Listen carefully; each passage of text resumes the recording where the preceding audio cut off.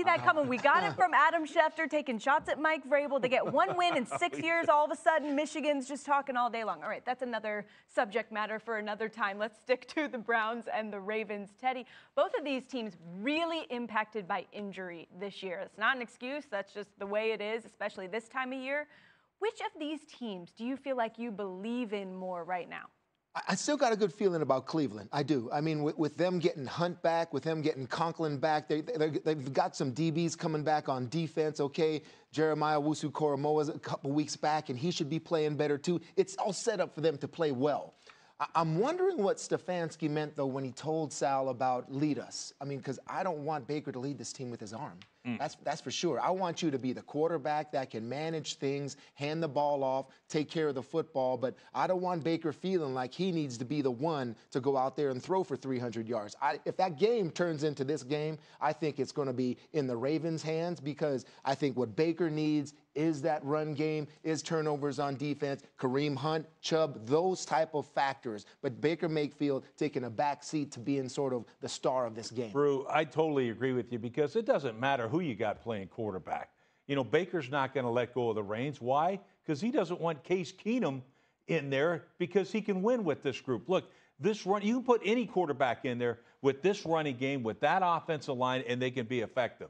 All right, so to any me, quarterback. Any quarterback. You do need a little bit of skill. I know you have some skill, but if Case Keenum gets in there, he'll prove that he can do the job. So to me, though, Baltimore, I mean, look, the Cleveland has absolutely no excuses, zero excuses. All their guys are back. Baltimore's had half their team out.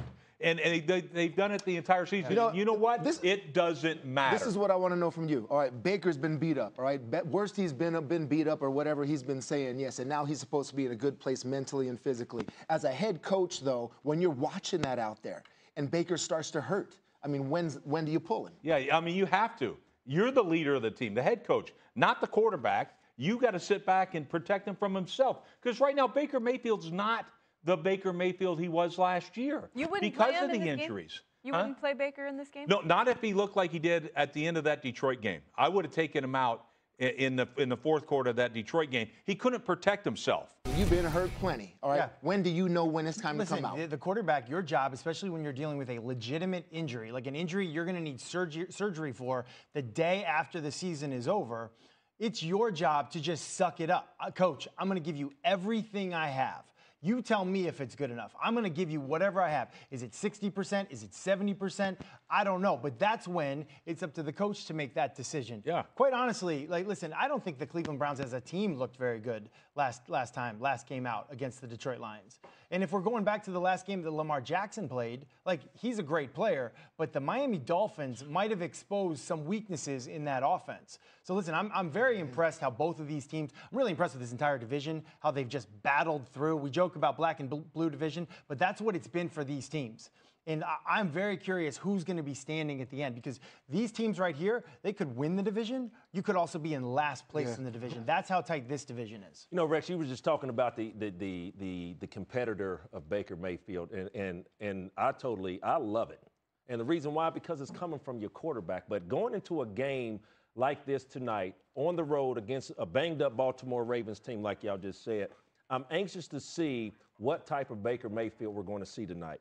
You know, a couple weeks ago, they were talking about the harness, and I think over the past, since they put that harness on, he hadn't really showed a lot of signs of having that harness. I remember, Matt, you sit up here and talked about his mobility. But I look for tonight. He has his wide receivers hurt. You're talking about DPJ, Donovan Peoples-Jones. He's wounded. You have Jarvis Landry. He's battled a knee for the last couple of weeks. So it is a must-see TV to see if Coach Stefanski is going to let the run game carry the load tonight and take some pressure off of his passing game. And even if it's handing the ball off, I actually agree with what Kevin Stefanski said about lead us. Because the way that Baker Mayfield leads, you watch it, on a Nick Chubb handoff, the first guy down there to help Nick Chubb off, like help him up sometimes, will be Baker Mayfield. That's a form of leadership from him.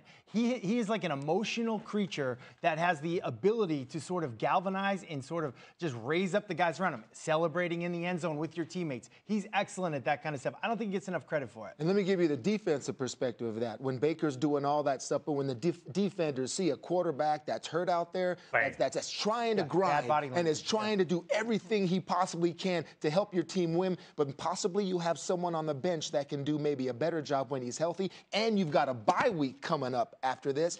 I want to see Stefanski as a leader, like, take him out, man. Just take him out, and maybe we're a little bit better without him. So I'll be watching Stefanski and how he handles all of this and see how healthy Baker really is. Yeah, it'll be an interesting sideline to watch. To Matt's point, though, I don't know how much rest for a couple of weeks necessarily helps this type of injury for Baker. If it's a surgery he needs coming up. I am very interested in both of these schedules, though, when you look at them. Look at the Ravens schedule coming up. They've got the Browns twice, the Steelers twice, Packers, Bengals, Rams. Ouch. I mean, that's a rough go here. I know that the Browns and the Ravens played twice in a row with that bye. Thank you for watching ESPN on YouTube. For live streaming sports and premium content, subscribe to ESPN+.